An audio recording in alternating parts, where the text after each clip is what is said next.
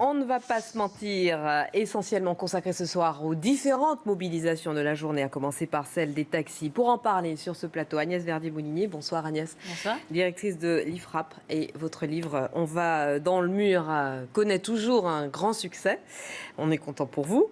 Marie Danser est avec nous également. Bonsoir et merci. Bonsoir. Chef au service économique de La Croix, du journal La Croix. C'est bien cela? C'est bien Vous avez l'air de... adjointe. Chef adjointe, pardon. Vous aviez l'air de douter. Pierre Larouturou, bonsoir, fondateur de Nouvelle Donne et également auteur de plusieurs livres qui mettaient en garde déjà contre la situation que l'on connaît, situation économique mondiale que l'on connaît aujourd'hui.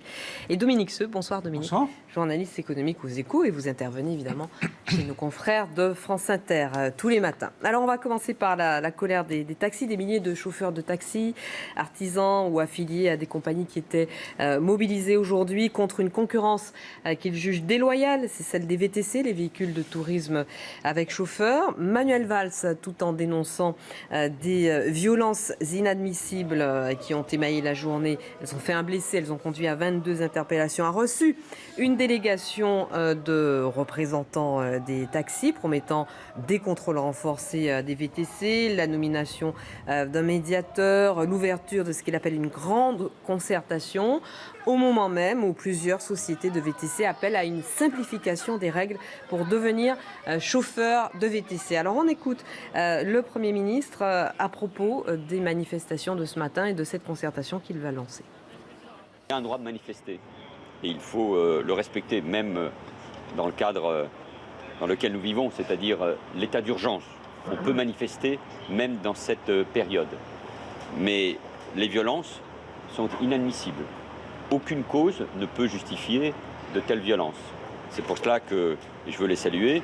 Les forces de l'ordre ont bien réagi et qu'il y a eu de nombreuses interpellations qui, je n'en doute pas, donneront des suites judiciaires. Il faut trouver, dans une situation économique particulièrement complexe pour cette profession, des solutions, faire appliquer les lois qui ont été votées.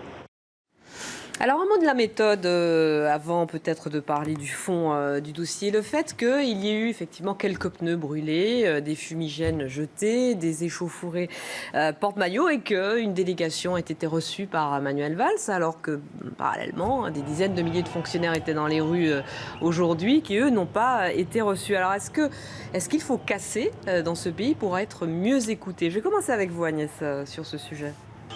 En tout cas, si c'est le cas, c'est un peu dommage, parce qu'il faut quand même noter que ceux qui voulaient travailler aujourd'hui, les taxis qui ne souhaitaient pas faire grève, ont été parfois un peu ennuyés, un peu incités à s'arrêter de travailler. Et là, ça pose quand même problème, parce qu'il y a certes un droit de grève, mais il n'y a pas une obligation d'être en grève si on ne le désire pas quand vos collègues sont en grève. Donc ça, c'est une première chose. Ensuite, est-ce qu'il faut absolument casser pour être reçu? J'espère que non. Je ne le crois pas en tout cas. La question qui se pose aujourd'hui sur les VTC et les taxis, c'est une question quand même qui est profonde par rapport à notre modèle, parce que finalement, quand on entend tous les débats sur toutes les télés, les radios toute la journée aujourd'hui, qu'est-ce qu'on entend? On entend d'un côté les VTC qui disent « Oh oui, mais les taxis, ils déclarent pas tous leurs revenus et ils n'acceptent pas la carte bleue », et de l'autre côté, on entend les taxis qui disent « Oui, mais les VTC, ils déclarent pas leurs revenus et ils domicilient leurs revenus dans d'autres pays et ils continuent à bénéficier du RSA ou alors des indemnités chômage ». Donc là, il y a un vrai problème de fond, de modèle, qui dépasse à mon avis le clivage VTC-taxi, qui est quelle couverture sociale on donne à des indépendants qui finalement aimeraient avoir une couverture sociale qui serait potentiellement moins chère, avec ce système de RSI en sous-main qui est quand même un vrai problème pour la France. Et quand on compare avec les autres pays, nous on l'a fait à la Fondation IFRAP, on se rend compte que les indépendants ailleurs, ils ont des systèmes de base, c'est des systèmes, des filets sociaux, et puis derrière, ils ont un arbitrage beaucoup plus important à faire chacun face à ce qu'ils veulent comme système d'assurance. Alors, on aura le temps de parler du fond et de ce nouveau modèle. Mais quand même, juste sur la question de la négociation, peut-être un mot, Marie Danser, sur le fait que le Premier ministre reçoive les représentants des taxis. Oui, pour revenir sur cette question de la méthode, effectivement, on a une addition de conflits actuellement qui n'ont pas forcément de lien les uns entre les autres. Mais moi, je crois qu'il faut quand même pointer la responsabilité des gouvernements quelle que soit leur couleur politique, parce qu'effectivement, on a quand même souvent tendance à laisser pourrir les situations. La question des VTC, des taxis, elle n'est pas nouvelle. Il y a déjà eu des recours judiciaires, des tentatives de réforme par Nicolas Sarkozy notamment, qui n'ont pas abouti. Et le résultat, c'est qu'on arrive à des blocages, à des tensions qui se créent de part et d'autre.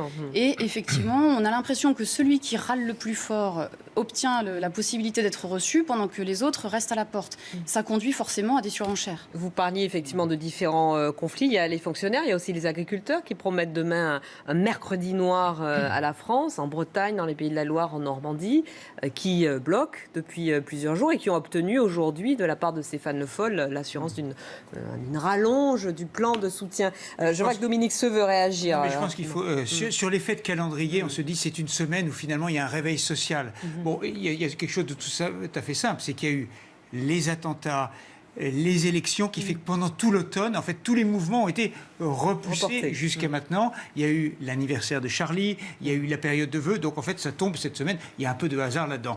Quand même, regardons sur est-ce qu'il faut casser pour être entendu. Le résultat de l'histoire à la fin, ça ne va pas être ça. Les taxis ont été reçus. On leur a annoncé quoi? Une concertation. Oui. Vous savez, dans les degrés...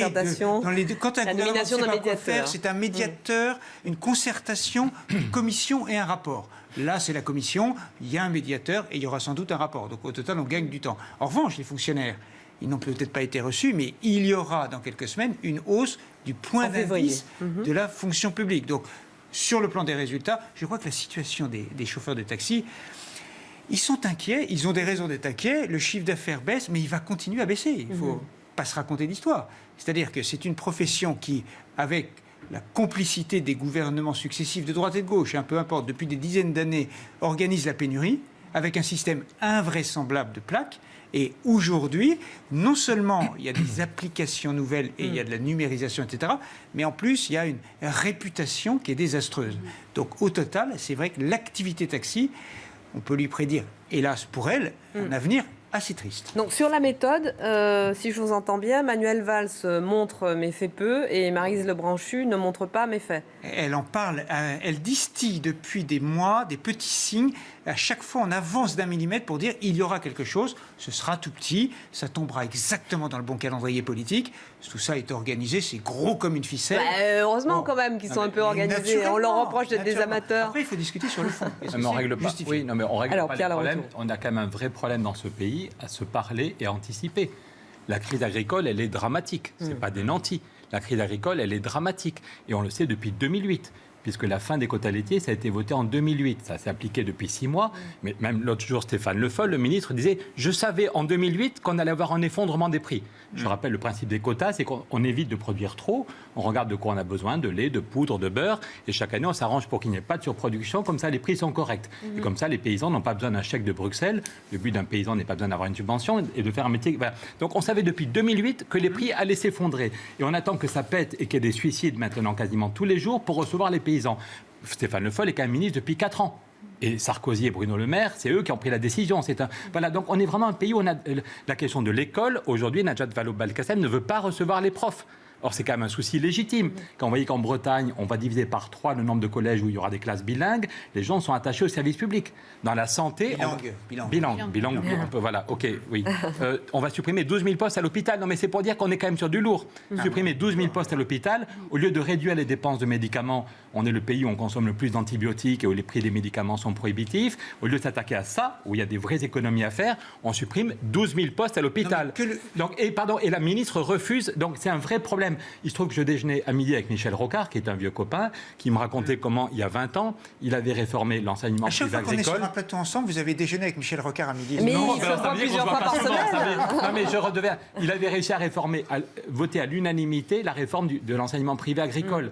Mais il avait pris 6 mois avant d'arriver en disant j'ai fait l'ENA, je fais la loi. Il avait rencontré en tête-à-tête tous les acteurs, puis les avait mis dans une pièce. Et au bout de 6 mois, en rencontrant tout le monde, il fait un projet qui, après ça, il a construit la confiance. Est-ce qu'on est capable... Notre pays a besoin de se moderniser sur la question des taxis, comme sur plein de choses. Comme sur la question des retraites. Et on a des gouvernements qui sont incapables de le faire. À la décharge du gouvernement actuel, quand même, c'est vrai que la modification du modèle des taxis, ça a été d'une rapidité à laquelle on ne pouvait pas penser. C'est-à-dire l'irruption. Depuis un an, depuis 3 ans, mais pas depuis plus. 2 ans, le nombre de VTC Pour aller par deux chaque année. aller dans votre sens, Pierre, sur le fait que le pays est forcément morose, plein de lassitude et un peu éruptif.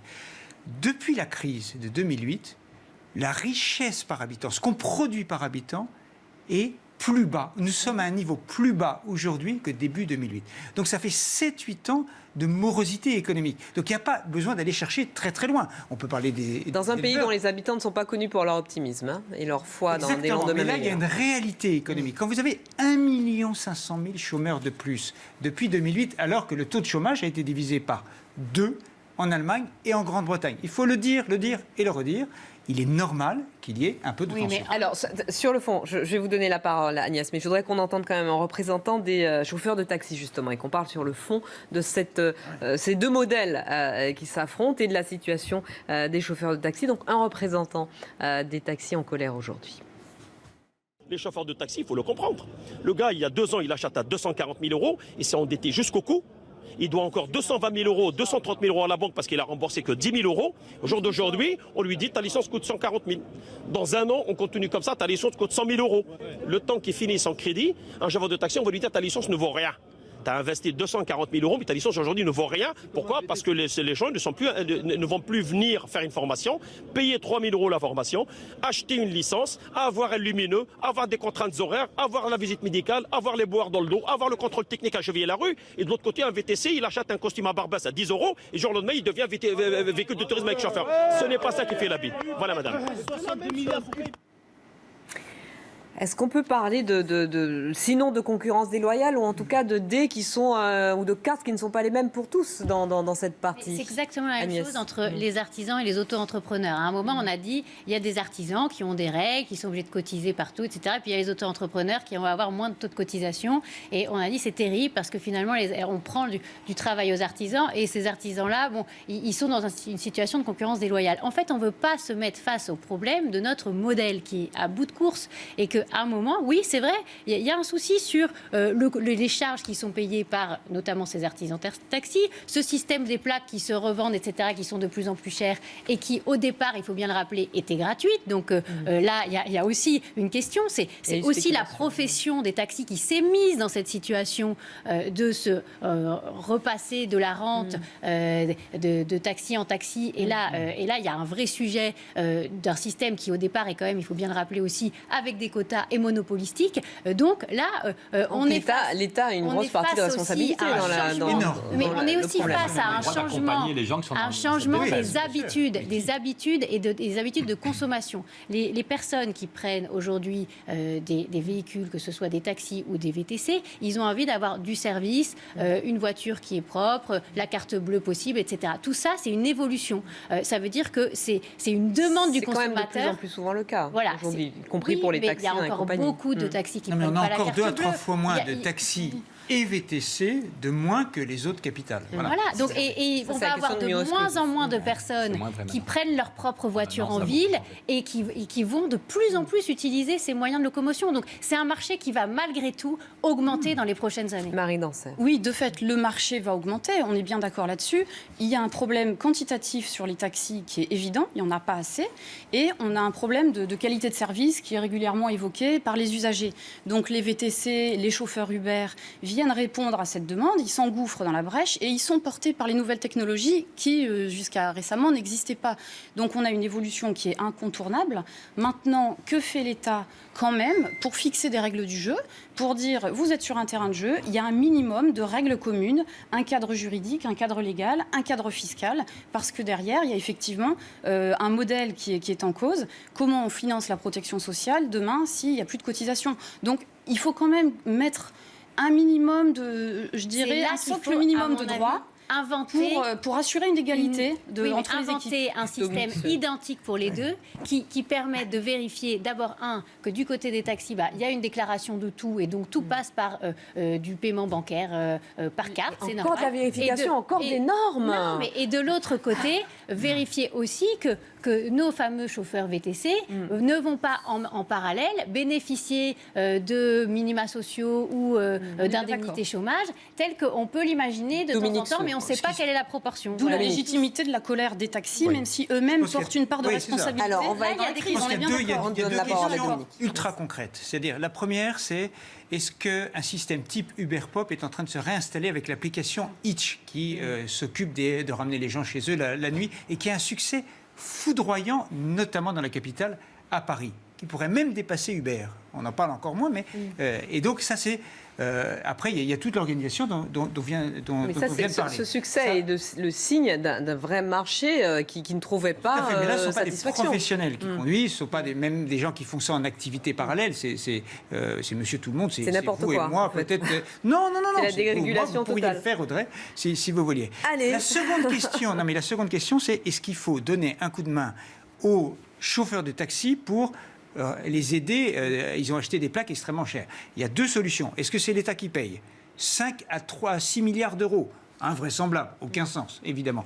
Est-ce que ces propositions faites par Emmanuel Macron, est-ce qu'on met une taxe sur Uber pour que petit à petit, la clientèle d'Uber rembourse ses plaques?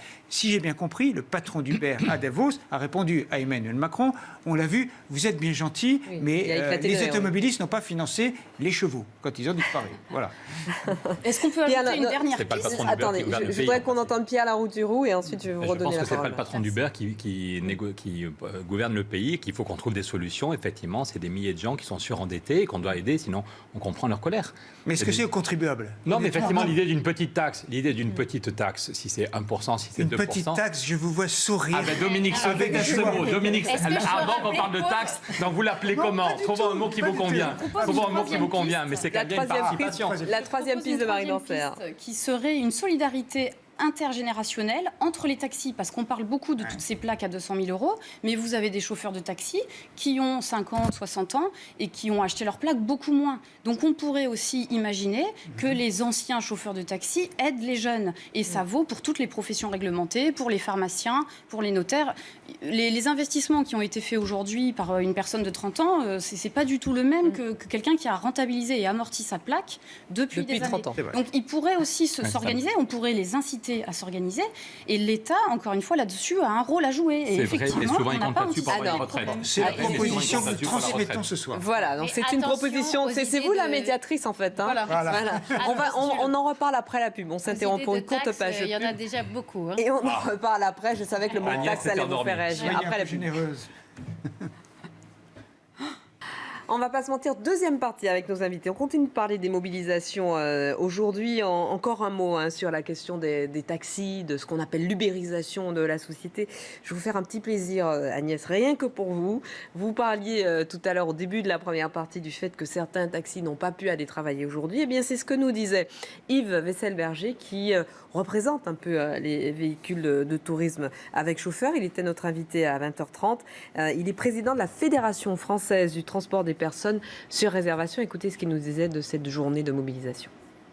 Je comprends qu'il y a un changement très important qui se passe dans cette industrie et que ce changement impacte la vie des chauffeurs de taxi. Je comprends aussi leur droit de manifester et de faire grève. En revanche, ces manifestations sont extrêmement agressives. Ils font régner une peur forte. Aujourd'hui, on a fait 0 chiffre d'affaires dans des sociétés, nous aussi, nous sommes des start-up, nous sommes des petites entreprises également. Et on a fait 0 chiffre d'affaires, ou très peu de chiffre d'affaires aujourd'hui, parce que les chauffeurs avaient peur. Et là, je n'accepte pas qu'une corporation ait le droit de faire peur à un certain nombre de gens. Voilà, donc impossibilité pour les VTC aujourd'hui de travailler, alors que ce sont des petites start-up pour certaines de ces compagnies, dit Yves Wesselberger. Oui, on ne peut pas imposer son choix de faire grève aux autres. Et ça, c'est quand même la base de respecter le choix de travailler de certains. Mais enfin là, c'est presque de l'autocensure de ce dont il nous parle. Il nous parle de chauffeurs qui n'ont pas voulu aller travailler, de crainte Parce qu'on a d'être pris à aussi partie. D'autres violences sur d'autres manifestations qui ne sont pas si lointaines que ça. Et là, ça a été quand même... assez violent. Donc il y a aussi la peur qu'il ne faut pas négliger. Il n'y a pas que les VTC qui sont concernés. Il y a aussi des chauffeurs de taxi qui justement sont des jeunes qui viennent de commencer, qui ont justement ces remboursements dont on parlait tout à l'heure pour payer leur plaque, ou alors d'autres qui sont locataires de leur voiture et qui sont bien obligés de travailler pour pouvoir payer toutes leurs charges. Donc là-dessus, il n'y a pas à avoir de censure de ceux qui ont fait le choix d'aller travailler aujourd'hui. Un mot très rapide de Pierre Larouturou. On en revient à ce qu'on disait il y a un quart d'heure. Est-ce qu'il faut attendre que ça pète, que les gens se tapent dessus, que ça crame sur le périphérique pour trouver des solutions? Est-ce qu'on peut... Ça fait 18 mois qu'on sait que c'est grave, ça fait 18 mois qu'on voit des taxis dont le chiffre d'affaires diminue, qui savent pas que toutes les semaines, il y en a qui arrêtent de travailler parce qu'ils sont en faillite. Voilà. Donc est-ce qu'on n'aurait pas pu nommer un médiateur? Est-ce qu'on aurait les solutions de trouver un financement intelligent sans que ça repose sur l'État? Est-ce qu'on ne pouvait pas les mettre sur la table il y a 18 mois? Et dans tous les domaines, on attend qu'il soit toujours trop tard. On va réveiller l'Europe quand ce sera trop tard, sur les questions d'éducation, sur les questions de santé. On a l'impression que nos gouvernements commencent à réfléchir quand c'est presque trop tard. Ce qui est intéressant, c'est qu'il y a des sociétés françaises aussi. Il n'y a pas simplement Uber, la multinationale. Et il y a un certain nombre de petites startups françaises qui sont, par exemple, le chauffeur privé et autres, qui se sont lancés sur ce marché, qui essayent de trouver leur place et qui vont peut-être y arriver. Mais on est face à un phénomène qui est évidemment beaucoup plus large. Naturellement, l'email a mis en difficulté la Poste. Naturellement, Amazon a mis en difficulté les libraires. Naturellement, et ça va être dans tous les secteurs, ce qu'on appelle un peu l'ubérisation. Alors comment on s'adapte? C'est là la désintermédiation. C'est-à-dire qu'un nouvel acteur économique s'introduit entre l'acteur traditionnel et le consommateur grâce au numérique. Mais ça va toucher l'industrie, ça va toucher beaucoup de questions sur notamment, je pense à la propriété intellectuelle, par exemple, les fameuses imprimantes 3D dont on nous dit qu'elles pourront tout fabriquer demain. Oui, et puis l'effet sur l'emploi. Vous avez raison de ne pas regarder ça uniquement sous l'angle. Est-ce qu'on va perdre tous nos emplois? Est-ce que ça va être la paupérisation générale? Regardons ça aussi comme une révolution industrielle comme on n'en a pas connu depuis assez longtemps. Et donc, on peut, d'une certaine manière, se réchouir de ce qui se passe sous les conditions que vient. Il faut regarder les deux, Dominique. Il faut regarder les deux. Ça va aussi détruire des millions d'emplois. Ça va, si on ne fait rien. C'est exactement ce qui se passe aussi avec Airbnb d'un côté et l'hôtellerie traditionnelle de l'autre. Le sujet de Davos. Et c'est le sujet de Blablacar versus des vieilles lignes de trains d'équilibre régionaux qui ne sont plus du tout empruntées parce que ça correspond pas. Je crois que vous étiez à Davos la semaine dernière et le sujet, c'était les nouveaux robots vont détruire des millions d'emplois si on n'est pas capable de changer notre organisation sociale. Devant moi, j'ai une caméra. Autrefois, il y avait 3 personnes pour conduire une caméra. Je vous confirme. Mais maintenant, il n'y en a plus. Maintenant, donc, sur ce plateau, il n'y a que des robots. Donc, on a fait des gains de productivité colossaux. Mais est-ce qu'on est capable? Vous avez beaucoup de... Mais non, beaucoup moins, Dominique. Mais non, il y a eu des... Il y a 6 millions de chômeurs. Il y a beaucoup moins de... On ne peut pas dire que tout va bien. Vous avez raison, rien ne garantit qu'au total et au final, ce soit un jeu à somnil. Ça, c'est vrai. Si on ne fait rien, c'est visiblement pas un jeu positif. Alors, un mot de Marie Dancer. À défaut d'obligation de résultats, ayons une obligation de moyens et donc, encore une fois, anticipons, préparons, formons les jeunes et puis adaptons notre appareil statistique qui ne compte plus... Enfin, on a un appareil statistique qui date de l'après-guerre, donc on sait compter des automobiles qui sont produites. Maintenant, la valeur ajoutée, elle se fait ailleurs. Il y a de nouvelles sources de revenus, donc ça implique aussi un nouveau système fiscal. Simplement, tout ça, il faut y penser, anticiper, discuter et effectivement ne pas attendre que les gens aillent dans la rue pour brûler des pneus. Mais ça implique aussi un nouveau modèle social. Vous parlez de nouveau modèle fiscal, mais c'est un nouveau modèle social parce que en face de cette modification, de cette valeur ajoutée qui est différente, de ces nouvelles start-up qui se créent, etc., il y a toute la question du prix très cher qu'on cotise tous les mois pour payer ses retraites, cette assurance maladie, ce système de chômage que nous avons. Et à un moment, l'équation, elle ne matche plus. Il faut se reposer la question, notamment pour les artisans type taxi, VTC, etc., se dire, voilà, quel est le montant qu'ils peuvent vraiment payer? Parce que moi, les échanges que j'ai avec beaucoup, notamment de taxis, c'est qu'ils me disent, les montants que j'ai à cotiser au RSI, c'est juste prohibitif. Moi, je ne crois pas du tout que l'ensemble que le salariat va disparaître et être remplacé par uniquement des auto-entrepreneurs, etc. Je trouve que c'est une tendance intellectuelle en ce moment. Alors, non. Le salariat ne va pas disparaître. Merci pour la transition, Dominique, avec les 35 heures. Non, il faut qu'on avance un petit peu. Avec les 35 heures, le rapport de Robert Badinter, remis hier à Manuel Valls. On n'a pas tout compris, mais vous allez peut-être nous éclairer tous sur la double détente de la phrase de Manuel Valls, qui dit d'un côté, Les 35 heures sont la durée légale du travail, seront inscrites dans le préambule de la loi, donc ça on n'y touche pas. Mais il faut privilégier l'accord d'entreprise, éviter les postures, éviter les vieilles façons de penser et s'adapter à la nouvelle donne de l'économie dont on parle là depuis 40 minutes sur cette antenne. Robert Badinter était l'invité de nos confrères de France Inter ce matin, vous l'avez peut-être croisé, Dominique Seux, un extrait de son interview. On ne peut pas faire vivre une société dans une démocratie s'il n'y a pas au départ un accord sur les principes fondamentaux.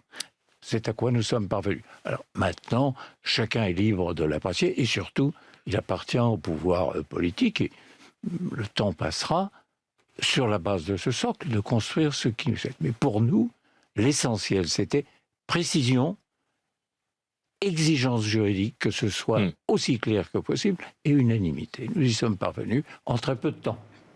Bon, en fait, c'est le changement dans la continuité ou c'est pas de changement du tout? Je vais commencer avec vous, Dominique Seux. Écoutez, je pense qu'il y a ce que tout le monde a vu, c'est-à-dire le rapport Badinter, qui a 61 principes auxquels chacun peut signer sans difficulté. Il y avait eu le rapport Combrexel, il y avait eu le rapport Gallois. On est au 6e rapport. Donc on attend avec impatience la nomination d'un médiateur. Voilà. On ne sait pas très bien. Bon. Une ouverture d'une concertation. Il y a ça. La réalité qui est, à mon avis, plus intéressante, c'est ce qu'a annoncé le Premier ministre hier, qui est 2 innovations majeures. Enfin, majeures. On en est à tellement d'innovations majeures qu'il ne devrait plus avoir les 35 heures, mais en fait, on avance millimètre par millimètre. Bon. La première, c'est il y aura des référendums possibles dans les entreprises quand il y a un conflit entre les syndicats. Voilà, au total. Et l'exemple typique, c'est évidemment celui de la FNAC. On propose aux salariés des majorations de 300%. Et ils sont d'accord. Alors, il y a des syndicats minoritaires qui sont d'accord, mais les syndicats majoritaires sont opposés. Bon, le Premier ministre dit faisons des référendums. Il y en avait eu un faux chez Smart et il y en avait eu un vrai chez Sephora. Voilà.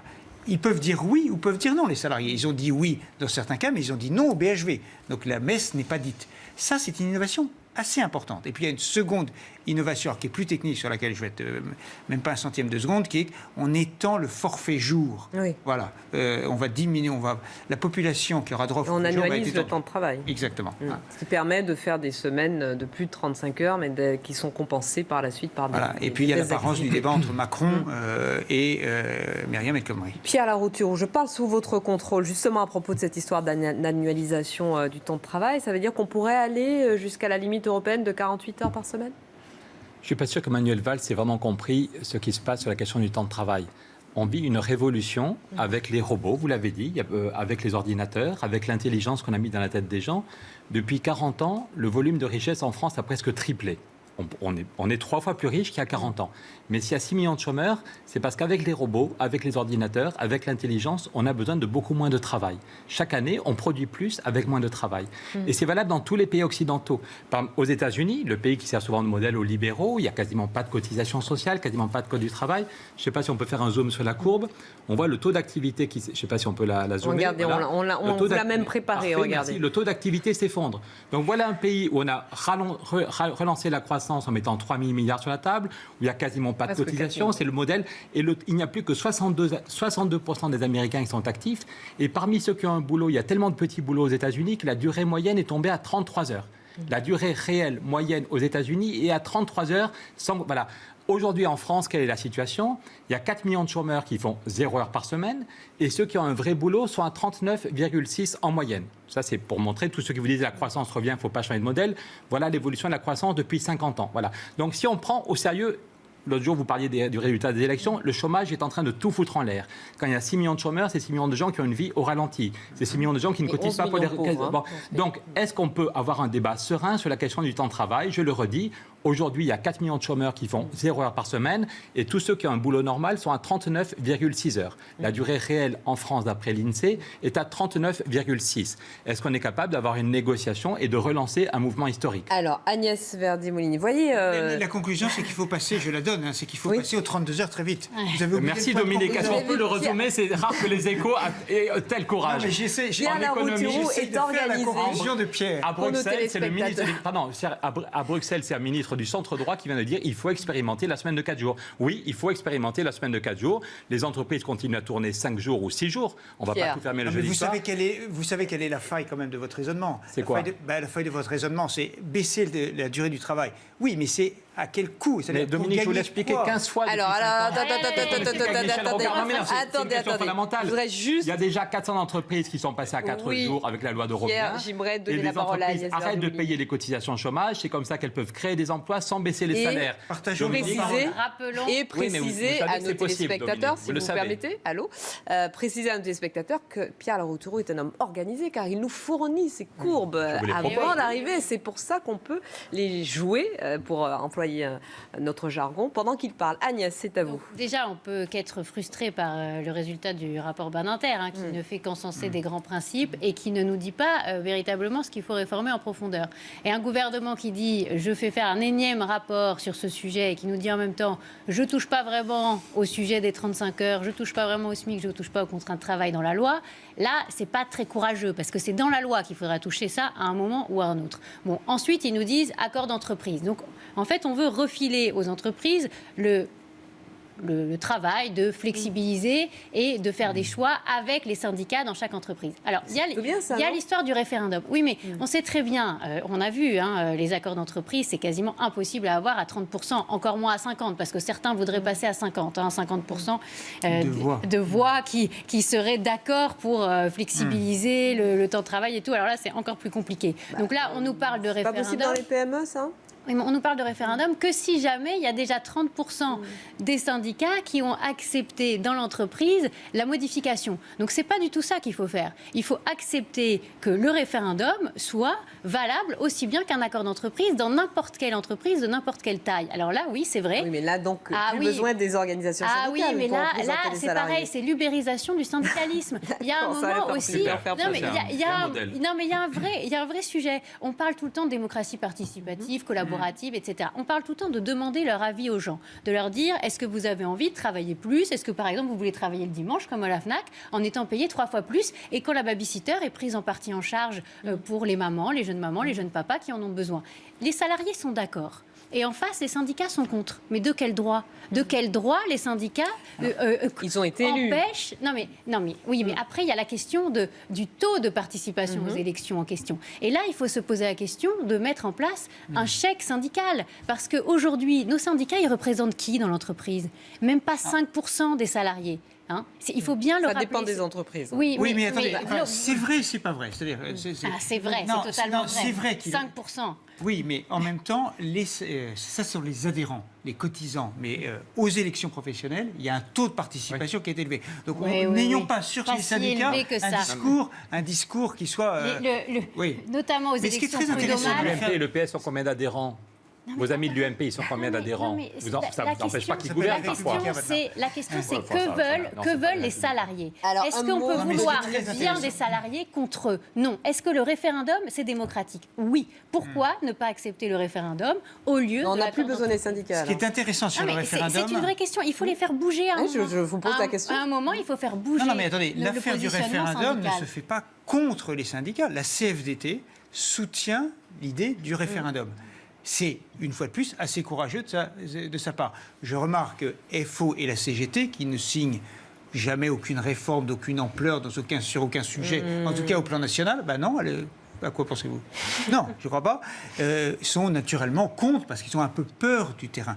Et je vous donne une petite information, c'est qu'à la FNAC, la CGT, en 2010, avait signé un accord autorisant le travail, le dimanche, avec 200% de majoration. Et aujourd'hui, ils disent 300%, il n'en est pas question. Il y a une légère contradiction et j'imagine que les salariés de la FNAC doivent se poser ces questions. Oui, alors, un mot de Marie Danseur, et je voudrais qu'on ait quand même le temps de parler de la Grèce. Il nous reste peu de temps. Donc, Marie, un mot pour conclure sur ce sujet. Un peu pour aller dans le sens d'Agnès Verdier-Molinier. En tout cas, je trouve intéressante l'idée de ramener un peu de dialogue social au niveau de l'entreprise pour laisser plus de flexibilité. Alors, je sais que c'est un peu un mot tabou, mais laisser de la marge de manœuvre, de la souplesse à l'employeur et aux salariés. Évidemment, il faut encadrer tout ça, mais pourquoi pas laisser des choses se faire au niveau de l'entreprise. Le cas de Smart, tout se passait à peu près bien jusqu'au moment où l'affaire a été médiatisée, nationalisée et où, du coup, on a eu une crise qui s'est tendue. Mais voilà, pourquoi pas laisser l'employeur et ses salariés avoir un peu plus de marge de manœuvre et puis pourquoi pas avoir un droit à l'expérimentation aussi et revenir en arrière si ça ne fonctionne pas. 4 secondes, Pierre. Complètement d'accord d'un point de vue philosophique. Juste d'un pays où il y a 6 millions de chômeurs, la négociation, elle peut être aussi, si tu n'es pas content, tu vas voir ailleurs. Les chômeurs ne sont pas à la table de négociation. Donc nous, ce qu'on dit à Nouvelle Donne, c'est qu'il faut en même temps négocier au niveau du pays un nouveau contrat social, comme on l'a fait, où on met tout sur la table pendant 3 mois, comme on l'a fait aux Pays-Bas avec les accords de Wassenaar, et où on tient compte du chômage, du financement des retraites, de l'accès à la formation, du financement de la protection sociale.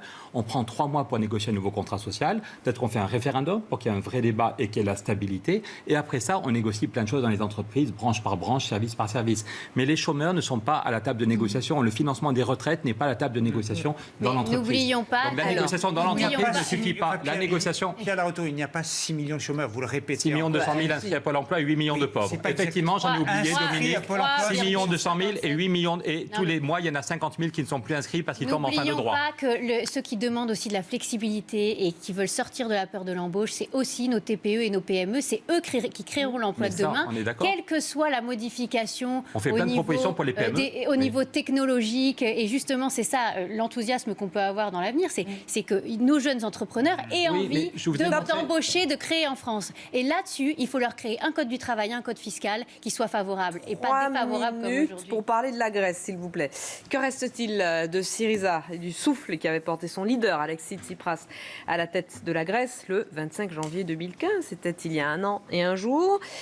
Tour à tour présenté comme un dangereux gauchiste, souverainiste, destructeur de l'Europe, un populiste menant son pays à la ruine, un tacticien hors pair, mettant l'Europe à ses pieds, ou un politicien de génie, abattant la carte du référendum comme on dévoile un full au poker. C'était bien un plan d'austérité que le Premier ministre grec a mis en place, ou plutôt a poursuivi dans son pays, alors que la crise migratoire a fini de fracasser ses beaux rêves de réforme pour une société grecque moins inégalitaire. On écoute ce que disait Alexis Tsipras dimanche soir à ses supporters.